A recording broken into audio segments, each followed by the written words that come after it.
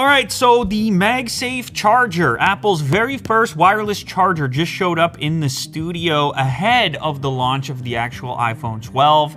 And because I just finished unboxing every single official case from Apple, and I've even got my very own later case for the iPhone 12, I thought this would be a good opportunity to test out the wireless charging characteristics of this charger, but also its ability to interact with the magnetic system, which is inside of each one of the official cases, so I can kind of see the difference and see how strong the attachment is. There's a lot of questions around picking up your phone with the charger attached and so on. So anyways, let's go ahead and do it. It's a USB-C type connector. Also, Apple is kind of encouraging you to pick up their new 20-watt power brick as well, but that's a separate purchase from the MagSafe charger. And then they've also got a secondary charger, which is going to be capable of doing your phone as well as your Apple Watch in one, and that thing sort of folds up.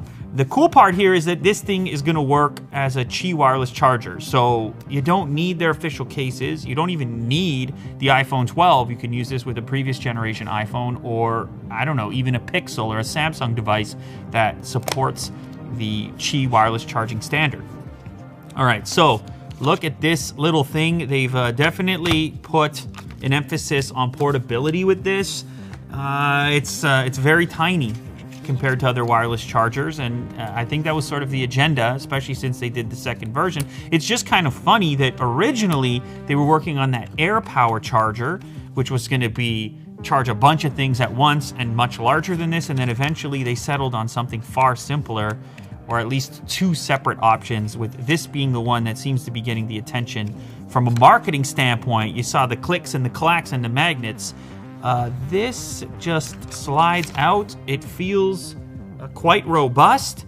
It's a nice little unboxing experience. It's tiny. It's a little tiny puck, and it's going to clip onto the back of these. It terminates into a USB Type-C, which is likely the reason that Apple is recommending to pick up one of their 20-watt chargers, because you're not getting a charger with the next-gen iPhone. You're all well aware, and chances are whatever power brick you have sitting around from your previous version iPhone is not going to be a Type-C connector. So anyways, let's go ahead and just check out the magnetic aspect first. So this is the clear wireless charge case. I might as well slap this on to the model iPhone 12 that I have here. And the charger is going to slap on to the back, and you can see it is magnetically there. It is not the strongest connection in the world. It's enough so that I can't shake it off. And this is where things, I'm just going to push. That's not the sound I expected to make there. So the weird thing about Apple's design decision here is that when you go to pick up your phone, as you normally would off of any wireless charger, you're bringing the charger with you. And this is a very deliberate decision, obviously. They could have taken a different approach. They could have provided some sort of sticky, or I mean, this is a totally intentionally smooth metallic finish on the bottom. So some people are going to sit there and say, well, that's irritating. It's going to be a constant two-handed experience with this charge puck. However, there is an advantage here, which is when you're using the phone, you can have this just like you would a cable and keep using the phone while you're charging, which is a thing people tell me they do, and a thing people tell me that is a major drawback compared to just charging via a wire. So yes, there's a point there, and it's true that Apple makes a different charger, and it's also true that you could just put some Velcro on here if you wanted, if you would prefer for it to be a stationary thing. Now the other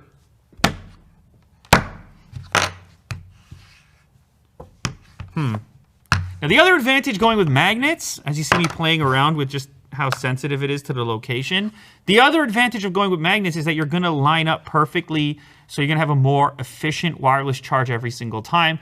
The way that other manufacturers have dealt with this is with multiple coil systems, so that you don't have to be so concerned about lining it up. So there's that advantage with the magnet as well. And You should also keep in mind that these cases feature the magnet, but so does the phone itself. Anyway, let me go ahead and plug this in real quick so we can make sure that it's functioning. And bring this on the table. This is a pretty standard Type-C. It's actually a very portable Type-C, dual Type-C fast charge power brick. So I'll plug this in right here. Now this charger should be live. And so I should be able to grab this iPhone. This is an iPhone 11 Pro, and just drop it on here. And you can see we're charging up. And funny enough, it sort of finds the right spot even on this iPhone and even through the later case which is installed on here. Now this is a very thin case, so I can't speak for every single case that's out there in the world, whether this will function through it, but I'm happy it's not completely proprietary. So you can still choose whichever case you like. You can still use it with your older Qi compatible devices. And even if you want to reach for a device from a different brand, like for example, this is the new Pixel 5, or your friend has a Samsung device, they can just drop that on there as well, and they're charging too. So it's not difficult to line it up without the magnets being in there. It actually seems pretty easy to line up. So I don't know, is that an argument that maybe you don't even need a magnet in here?